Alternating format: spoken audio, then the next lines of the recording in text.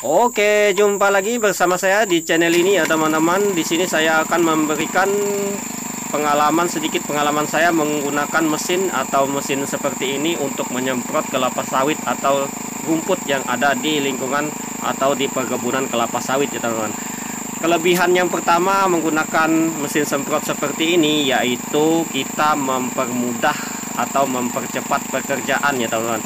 Misalnya satu hari kita jika menggunakan atau cap atau spray atau alat penyemprot manual untuk menyemprot satu lahan yaitu sekitar 1 hektar atau lebih ya teman-teman, kita akan membutuhkan waktu yang sangat lama. Jika menggunakan ini untuk 1 hektar saja kita menggunakan 1 tandon atau 2 tandon 3 tandon ya teman-teman. Kalau karena saya menggunakan sedikit boros menggunakan ini yaitu 4 tandon yang untuk 1 hektar lebih ya teman-teman, 2 hektar lah itu ya teman-teman. Nah, dan yang kedua adalah menghemat obat ya teman-teman. Jika kita menggunakan ini menghemat obat. Nah, saya di sini menggunakan yaitu tandon 350 liter. Saya cuma menggunakan yaitu 1,5 liter obat rumput ya teman-teman. Nah, di sini saya sudah menghemat obat. Coba kita hitung dan kita tidak memaksimal mungkin tumpahnya obat karena untuk penjualan obat atau kita untuk beli di toko obat sekarang harga obat rumput sendiri tergantung merek ya teman-teman, harganya naiknya sangat pesat sekali karena harga sawit juga naik. Nah, itu dia kelebihannya. Dan kelebihan yang kedua adalah lebih ringan ya teman-teman. Dan kita bandingkan saja jika kita menggunakan cap mesin atau cap mesin yang sistem pikul ya teman-teman, yang pikul-pikul atau cap mesin atau cap biasa yang menggunakan aki atau spray yang biasa, kita tidak menggunakan mesin seperti ini.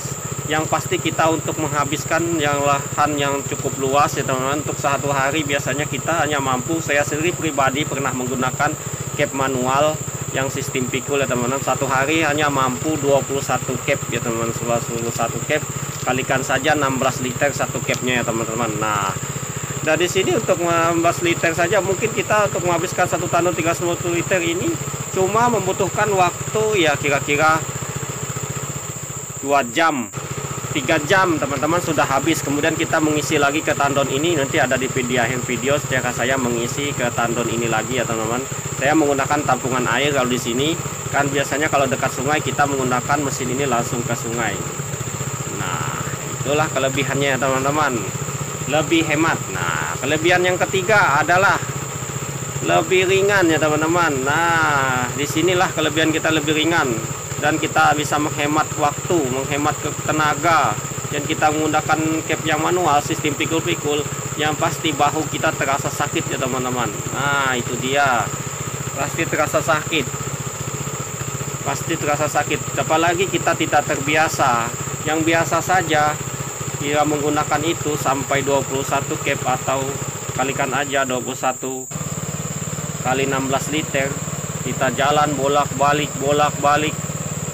isi kembali. Kalau seperti ini kita sekali saja mengisi tandonnya seperti ini ya teman-teman, langsung semuanya sudah tidak perlu lagi kita bolak-balik, tinggal kita menarik selang. Nah, di sini orang banyak mengatakan kita untuk menarik selang capek. Nah, itu caranya ya teman-teman, bilangnya sering menyangkut selangnya, entahlah tergulung lah. Nah, kita pilih selang itu ada pilihannya teman-teman. Usahakan memilih selang yang agak mahal, misalnya yang 50 meternya yang 800.000. Nah, itu selang yang bagus teman-teman, standar SNI dan mereknya juga merek orang luar. Nah, itu dia teman-teman.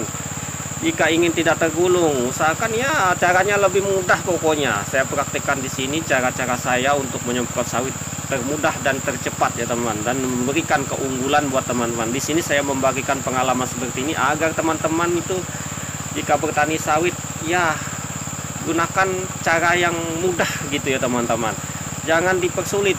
Ada yang mengatakan mending saya pakai cap manual, lebih banyak lebih luas hasilnya. Itu bohong. Yang pasti saya sudah pernah pakai dan saya sudah pernah berpengalaman di situ. Perbandingannya jika menggunakan ini yaitu 3:1, bahkan 10:1 ya teman-teman. Apalagi kita ngambil airnya jauh. Jika ini kita ngambil airnya jauh, tinggal kita pelungkan saja mesinnya dan kita pasangkan selang yang panjang. Gampang saja. Kalau selang untuk isap atau pengantar air dari jurang kita gunakan selang murah tidak apa-apa ya teman, kecuali kita menggunakan selang yang seperti ini ya teman-teman untuk menyemprotnya seperti ini kita usahakan selang yang mahal ya teman-teman, karena untuk menjaga ketahanannya teman-teman. Nah, di sini saya praktekkan cara untuk memindah tandon dan segala macam ya teman, agar teman-teman itu jika bertani sawit jangan terlalu pusing dengan urusan gulma. Usahakan gunakan saja mesin. Dan jika teman-teman ya kalau banyak duit sih tak masalah ya teman-teman, kita menggaji orang untuk menyemprot. Tetapi biasanya anak buah itu kadang-kadang jika kita mempunyai lahan yang nanggung seperti saya ini cuma mempunyai 6 hektar saja, jika untuk menggaji anak buah terasanya ya istilahnya berat ya.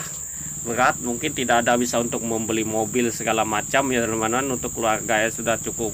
Nah, untuk kalau lahan yang luas misalnya 20-25 hektar tidak masalah kita menggunakan orang dan menyuruh orang untuk menyemprot, itu tidak masalah karena hasilnya memang menutupi. Kalau yang sawitnya nanggung 5 hektar 10 hektar itu istilah nanggung, 10 hektar ya masih mending, seperti saya 5-6 hektar saja untuk menggaji orang sangat sulit ya teman-teman. Nah, itu dia cukup untuk makan lah, bisalah kalau kita pintar nabung bisa beli mobil juga seperti orang. Nah, ini cara saya ya teman-teman. Nah, keunggulannya berapa banyak keunggulannya.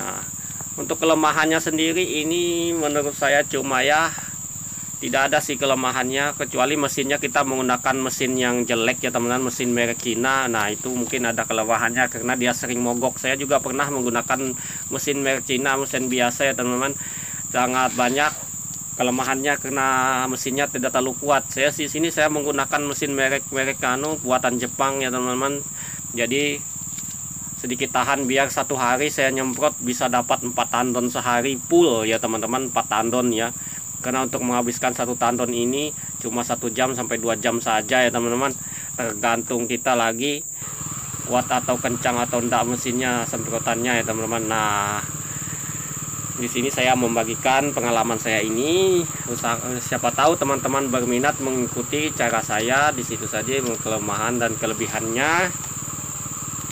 Dan ini sangat ringan sekali, tinggal kita pindahkan mesin. Nah, kalau mau ingin teman-teman mudah seperti saya ini, usahakan bikin memang pondasinya pada mesin motor seperti ini ya teman-teman, agar kita tidak menggendong atau membawa atau memindahkan. Bisa juga menggunakan mobil, tetapi untuk lokasi saya ini tidak bisa menggunakan mobil ya teman-teman.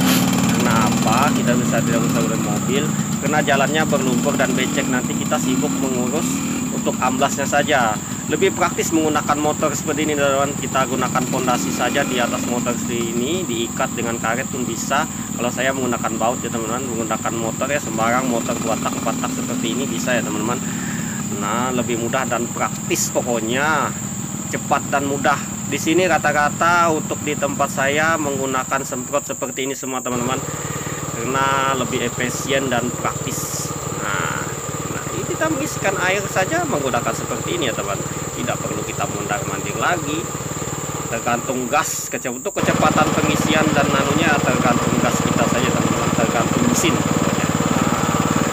Tergantung mesin teman-teman, bisa menggunakan mesin yang kuat ya cepat pengisinya. Di sini saya gaspol memang biar cepat. Nah, seperti ini, tinggal duduk main HP sudah penuh tandon. Nah, oke teman-teman, sekian dan terima kasih pengalaman saya. Jangan lupa subscribe dan like, share, komen untuk video ini. Oke, bye bye. Wassalamualaikum warahmatullahi wabarakatuh.